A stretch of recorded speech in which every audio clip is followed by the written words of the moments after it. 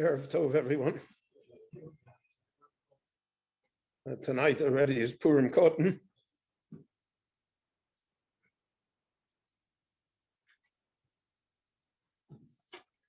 So whenever we have two Adars, when it's a leap year, so there always are questions which Adar should be observed as the main Adar.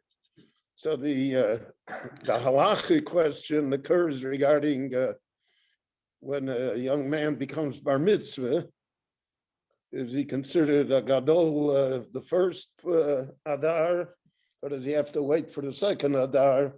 If he's born in a regular year of Adar, if he's born in a leap year, whatever month that was, that's it.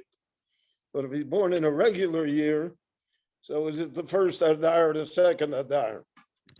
And then the question also arises regarding a yahrzeit, the Memorial Day for a relative who has passed on in the regular year of Adar, so one Adar, and now when it's a leap year, is the yahrzeit observed the first Adar or the second Adar, or perhaps both Adars? And this is a wide-ranging discussion in halacha. There always are these questions that arise whenever we have to double up on something.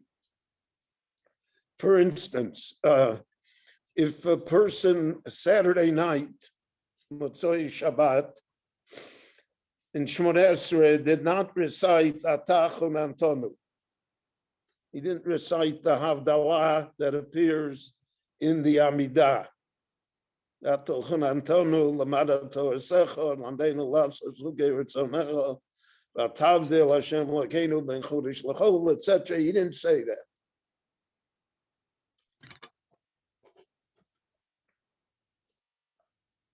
So can he make that up?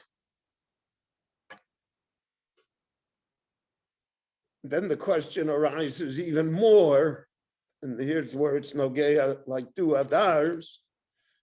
What if he didn't daven at all Saturday night?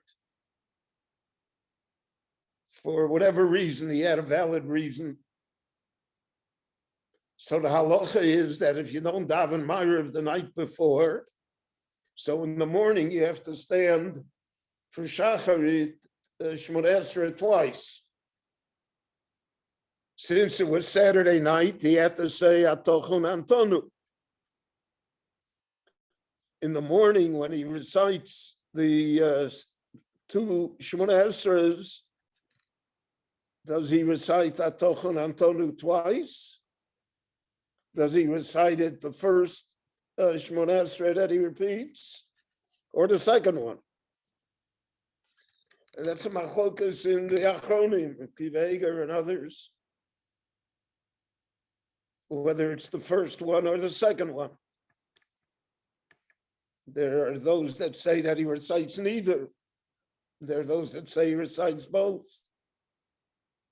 depending on what the quality, so to speak, of a makeup Shmoneh Esrei should be considered.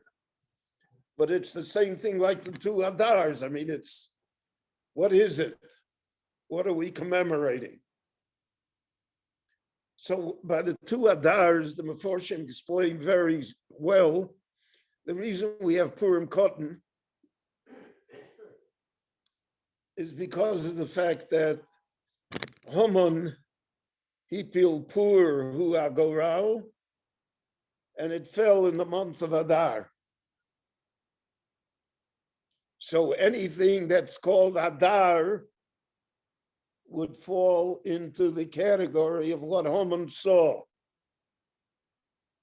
And because of that, therefore, we should really have two Purims, but that would put too great a burden on the tzibur,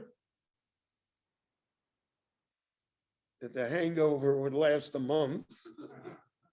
So in order to, so they made that the first Adar is Purim Katan, the minor Purim, where we don't say Tachnun, but we don't have any of the mitzvot of Purim either. Now, why did Haman choose the month of Adar? So the Gemara says, because that was the month in which he saw that Moshe Rabbeinu passed away.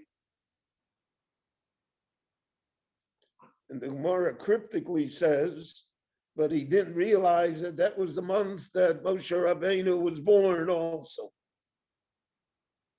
What does the Gemara mean by that? I mean, if Haman was such a lamdan that he knew that Moshe Rabbeinu passed away in Adar, he knew that Moshe Rabbeinu was born in Adar too, because it's the same medrash. It's Mispar Yamecha Amalei. He lived a complete life, day to the day. So all the Hasidic Svarim and really the Svarim of Machshava are all of they go in the same general direction. That Haman believed in astrology. He believed in the stars. It's part of Avodah Zorah. We don't believe in astrology anymore, but we have other things we believe in. Good luck omens, all sorts of things that we think somehow influence behavior and events. We find it that by Paro, he had his Khartoumim figure out what the month would be.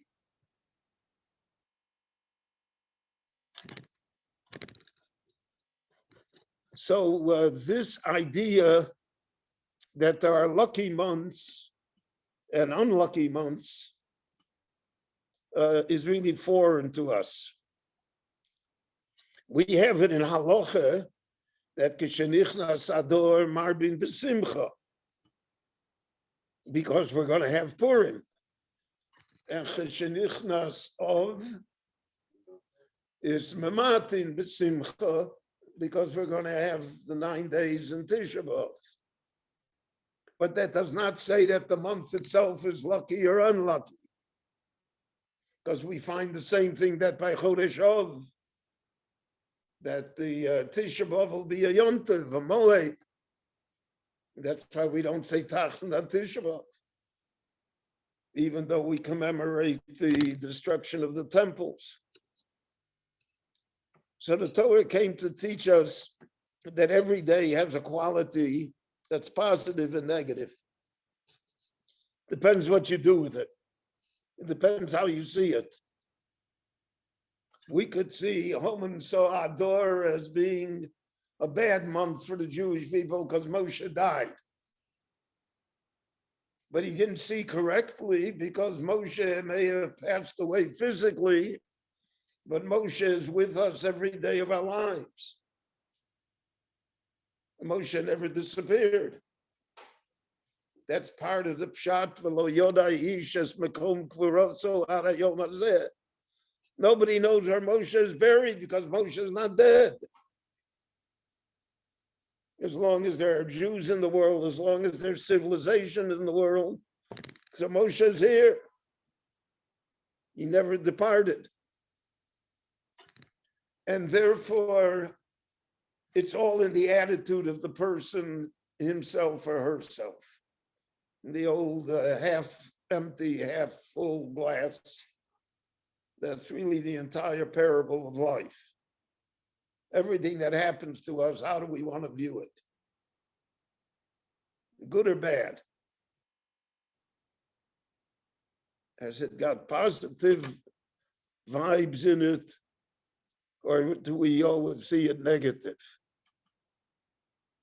So there are people who see life negative. Whatever they have, they could have had more. Could be different, could be better. So therefore, what they have is not worth anything to them, because they're always chasing what's empty, what's missing. The half in a glass that's not there, you cannot enjoy. And so Chazal wanted to emphasize that point to us, that the truth of the matter is that we can make every day Purim. Every day that the Jewish people survive is a Purim.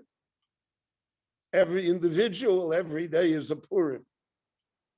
And that is a tradition amongst the Jewish people, that if a good thing happened to somebody or to a family or something that's near miraculous, so they can make that day a family Purim that exists throughout the Jewish people.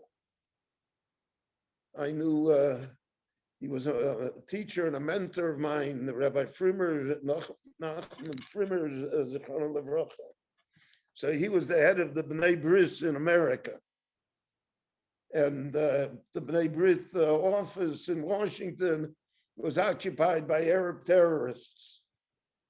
And he was like, they were like, for 40 days, they were under siege, held as hostage, until finally the American government stormed the place and got them all out. So he instituted a Purim for his family on the anniversary of the day that they were freed. So to him, he always had a Purim cotton. And I knew Jews that marked the anniversary of when they were freed in the Second World War, also as a Purim cotton. So the concept of Purim cotton exists with us always. And we say it in davening, I'll call Yom, I'll call Niflo Secha, Nisecha, Shebechol Yom Imonu. It never ends, but it's all in the attitude and all how we look at it. And the Meforshim say that that's why they doubled on Adar, is because of the fact they wanted to emphasize that message, that even an Adar that doesn't have the great Purim, but it always has a Purim anyway, depending how we view it, and depending what we do with it, and depending how we mark it. And that's the idea, therefore, of Purim Koton, of these 2 days that are coming. So it says in Shulchan Aruch that some people make a Suda, not like the Suda's Purim, but extra cream cheese on the bagel, whatever, to give it a tinge of Purim, so that every day the person's joy can be enhanced and appreciate the miracles and the survival of the Jewish people over all odds and in all circumstances and at all times. Rabbi Chananya ben Akash Omer Rotza Kodesh Baruch Hu L'Zakos Yisrael L'ficha Chirbu Lahem Torah Mitzvot Shenemar Adonai Chafetz Aman Tzidko Yagdil Torah Yadir.